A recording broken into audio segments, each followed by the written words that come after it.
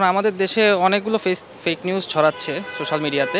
এরা তো শুধুমাত্র ভিউ বাড়ানোর জন্য আজে বাজে নিউজ দেওয়া, আজে বাজে কথা বলা, মানে মানুষকে উত্তেজিত করা, মানুষের ভিতরে একটা উচ্ছৃঙ্খলা তৈরি করা তাদের একটা কাজ। আজব একটা নিউজের মতো বানাই দিলে তাদের ভিউটা বেশি হয় আর কি।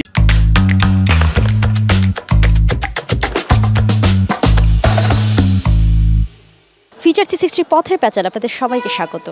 আজকের বিষয় হচ্ছে সোশ্যাল মিডিয়ায় ছড়ানো হচ্ছে গুজব বা ফেক নিউজ।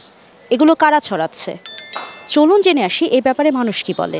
মানে এই সম্প্রতি দেখেন একটা নিউজ দেখলাম যে আমাদের প্রধান উপদেষ্টা ইউনূস পদত্যাগ করছেন, তার পদত্যাগ পত্র পর্যন্ত ছাপা একদম হাজির করা হয়েছে। এই যে গুজব, এই যে যারা বলছে বা এই যে নিউজগুলো আসছে, এদের বিরুদ্ধে কোনো অ্যাকশান নেওয়া হচ্ছে না বিধায় কিন্তু এই রকম গুজব আরও বেশি বেশি ছড়ানো হচ্ছে এবং শুধুমাত্র এদের ভিউ বাড়ানোর জন্য। এখন জনগণ কি চায়, দেখছে যে এইটাকে উত্তেজিত করা যায়, এতে উস্কানিমূলক কথা বলা যায়।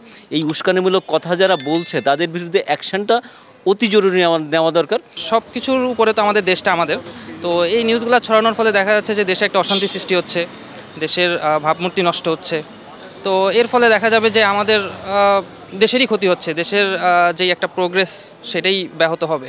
এই কাজটার জন্য দেশ এবং জাতির যে অনেক ক্ষতি হচ্ছে এবং দেশ যে পিছিয়ে যাচ্ছে, মানুষ মানে এটা ওটা মন্তব্য করছে, সেটা আর তারা বুঝতেছে না।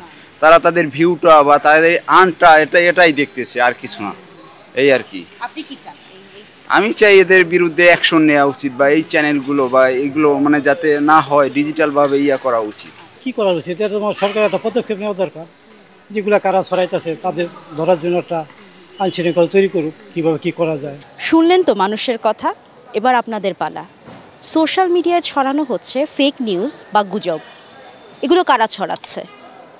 আপনার মূল্যবান বক্তব্যটি জানান আমাদের কমেন্ট বক্সে এবং লাইক করুন, শেয়ার করুন, সাবস্ক্রাইব করুন।